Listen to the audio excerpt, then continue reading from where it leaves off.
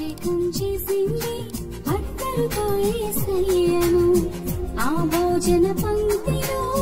సీమోను ఇంటిలో అభిషేకం చేసింది అత్తరుతో యేసయ్యను కన్నీళ్లతో పాదాలు కడిగింది తలకులతో పాదాలు తుడిచింది కన్నీళ్లతో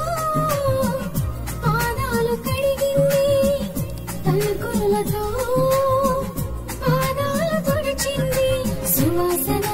సువాసన ఆ భోజన పంక్తిలో సీమోను ఇంటిలో అభిషేకం చేసింది అత్తరుతో యేసయ్యను ఆ భోజన పంక్తిలో సీమోను ఇంటిలో